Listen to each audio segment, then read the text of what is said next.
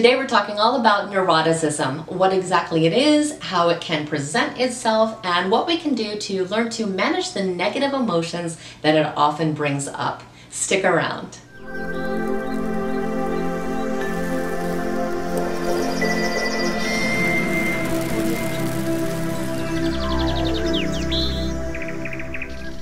Welcome back. My name is Nena Lavonne. I'm a life coach that specializes in personal development, and here at this channel we talk all about our emotional well-being, understanding our own psychology, and leading our best life possible. So if you aren't already a subscriber, please take a moment and become one. We definitely want you to stay connected. This video is by request and also kind of a follow-up to a video I did a few weeks back on the theory of neurotic needs. So in that video, I simply went over psychologist Karen Horney's theory that oftentimes we develop coping mechanisms for anxiety that turn into strong needs or neurotic needs. So I will go ahead and link that video down below. But today we are going to be answering the specific questions. What is neuroticism? How do I know if I myself am neurotic? And then I will offer 8 different strategies to help us manage our neurotic behavior. So let's start out with that first question, which is what exactly is neuroticism?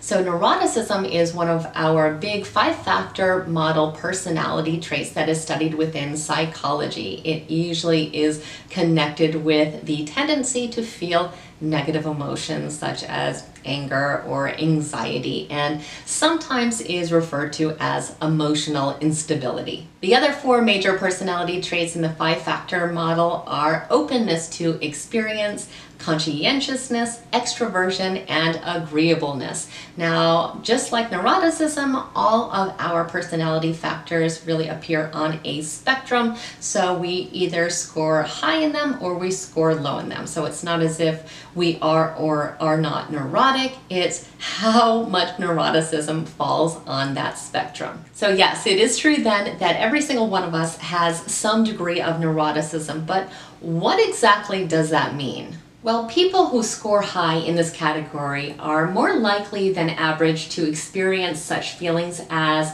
anxiety, worry, anger, frustration, envy, jealousy, fear, guilt, loneliness, and a depressed mood. Some psychologists believe that it is interlinked with a low tolerance for unpleasant situations or stress. So if we score high in neuroticism, we can expect to be very emotionally reactive, to be extremely vulnerable to pressure or change, and will be more likely to view situations as threatening or overwhelming, or feel that even small frustrations are incredibly difficult to navigate through. Now, if this sounds incredibly relatable, you are not alone. I myself have struggled with neuroticism for most of my life, and in fact, it's only in recent years that I've actually been able to truly manage it. And a degree of neuroticism can actually be helpful in some situations. It can actually help to bring some balance to our life. It becomes problematic, however, when it starts to really dominate our personality or we start to really get flooded with negative emotions. So what exactly does it mean then to say someone is neurotic? What is neurotic behavior? Well, it simply means that we are affected by neurosis in some way. So we may worry a lot. We may always think in terms of worst case scenarios. We may tend to ruminate over situations. Interestingly enough, however, the word neurotic is typically not something that therapists actually use. That's something we've kind of really adopted through pop culture. And again, if this all rings a bell, do not worry, it affects many, many, many people. And a lot of people who are actually extremely creative and successful actually have a high degree of neuroticism a lot of the time. It's just a matter of figuring out if we are actually able to use this to our advantage or if it's actually causing us a lot of suffering. So how can we really deal with neuroticism? So if we have determined that, yes, I am definitely struggling with neurotic behavior, there are a number of strategies that we can use.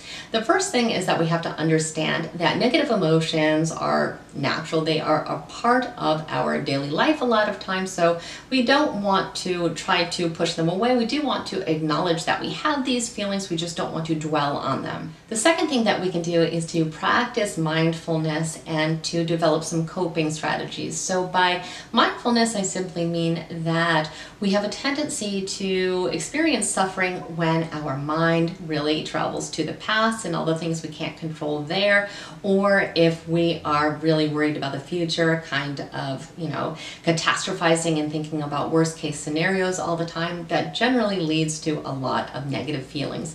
But if we can instead learn to pull our focus back to the present moment, we're going to find that in this actual moment right now, there is probably nothing terrible happening. It is always in the past and the future where we find most of our suffering.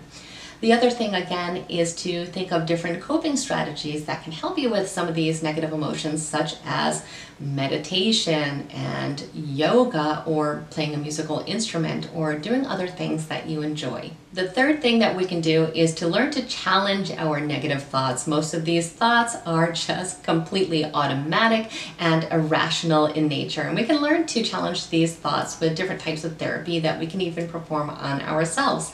And my favorite type of therapy is cognitive behavioral therapy, and I did a video on this already, so I will go ahead and link that down below so you can have that resource.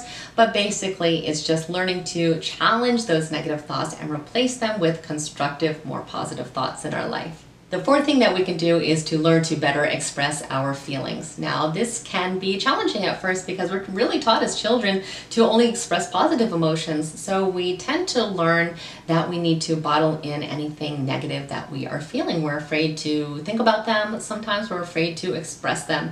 But when we express them, we can learn to get past them. It's when we really try to hold it all in and bottle it all up that it starts to cause a lot of suffering for us. And the fifth thing we can do kind of goes hand in hand with that, and that is if we feel like this is just too much for us and we need an intervention, we can seek the help of a therapist.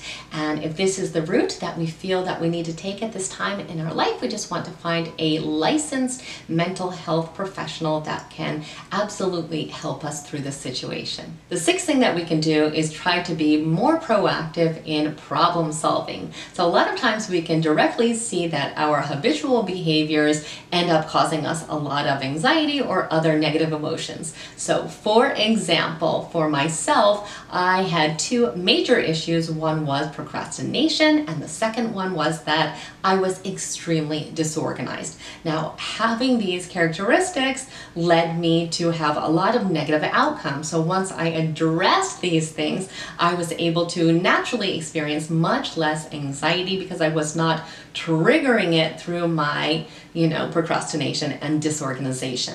The seventh thing that we can do is to try to add balance to our life by participating in lots and lots of activities that we actually enjoy. So when we struggle with neuroticism, a lot of times we spend hours and hours and hours a day focused on our negative emotions and our negative thoughts. So to balance that out, we need to have more fun and enjoyment in our life. So that's something that we definitely want to make a priority. And the eighth thing that we can do is to journal. I know I say this in many, many videos, and it's only because journaling truly is life-changing and paradigm shifting. So a lot of times we have these negative emotions, but we don't really know what they are. We don't know where they are coming from, and we tend to have a lot of jumbled thoughts. So what journaling can do for us is help us gain lots and lots of clarity, because so many of these feelings are subconscious. We don't realize that we have them, so sometimes it takes us seeing it in black and white, because when we start writing, things come out that we're not even aware of a lot of times. And it also just helps us to stay in touch with our feelings and on top of our emotions. And when we can better understand things, we can actually address them, and we can work through these issues and problems in our life. So while it is extremely unlikely that we can entirely change our personality, we can certainly use these strategies to help manage the amount that neuroticism actually affects our lives.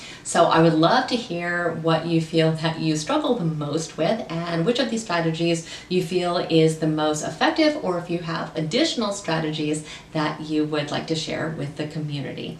So as always, if you liked this video, please give it a thumbs up, share it with someone else who may need to hear the same message today. Also, again, if you aren't already a subscriber, please take a moment and become one. We definitely want you to stay connected. And I thank you so much for spending time with me today. Have an absolutely extraordinary day.